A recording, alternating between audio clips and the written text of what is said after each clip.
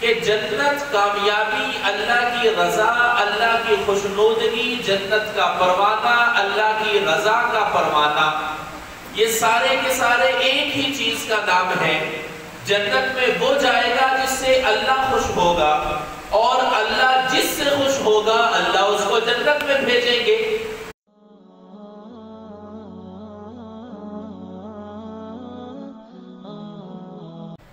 اگر ہم نبی کریم صلی اللہ علیہ وسلم سے محبت کا دعویٰ کریں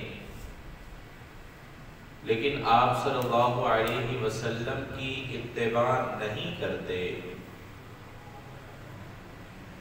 تو اللہ کا اصول اور قانون یہی ہے کہ اللہ تعالیٰ اس انسان کو کامیاب نہیں فرمائے۔ اللہ تعالیٰ نے کامیابی کا جو ذریعہ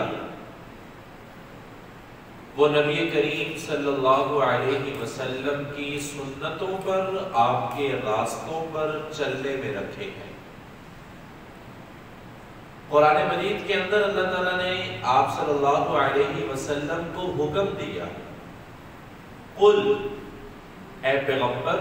لوگوں کو کہہ دیجئے، بتا دیجئے، هذه سبیلی ادعو الی اللہ علی بصیرۃ انا ومن اتبعنی، کہ یہ راستہ جو میں تمہیں بتا رہا ہوں، یہ راستہ جس کی طرف میں تمہاری رہنمائی کر رہا ہوں، اس راستے پر آ جاؤ، یہی راستہ ہدایت والا ہے، یہی راستہ صراط مستقیم ہے، اور یہی راستہ تمہیں جنت میں لے کر جائے گا۔ اور اگر اس راستے کو چھوڑ دیا، نبی کریم صلی اللہ علیہ وسلم کی ایک بڑی مشہور حدیث مبارکہ ہے، صحابہ کرام تشریف فرما تھے، اللہ کے نبی صلی اللہ علیہ وسلم نے زمین پر کچھ لکیریں کھینچی، ایک بالکل سیدھی لکیر کھینچی،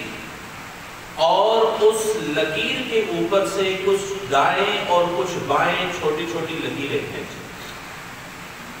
اللہ کے نبی صلی اللہ علیہ وسلم نے سمجھانے کے لیے بتایا کہ میرے صحابہ، یہ جو سیدھا راستہ ہے یہ دین والا، ہدایت والا، رحمت والا، اللہ کی بندگی والا راستہ ہے۔ اگر اس راستے پر چلو گے تو سیدھا جنت میں چلے جاؤ گے، اس راستے پر چلو گے تو اللہ کی طرف سے انعام یافتہ بن جاؤ گے، اس راستے پر چلو گے تو اللہ کا قرب بھی نصیب ہوگا اور اللہ کی رضا بھی نصیب ہوگی۔ اور اگر اس راستے کو چھوڑ کر تم نے دائیں بائیں ہونے کی کوشش کی، اپنی منزل سے بھٹک جاؤ گے، جنت تک پہنچنا تمہارا مشکل ہو جائے گا، اللہ کو پانا تمہارے لیے مشکل ہو جائے گا۔ تو عرض کرنے کا مقصد یہ ہے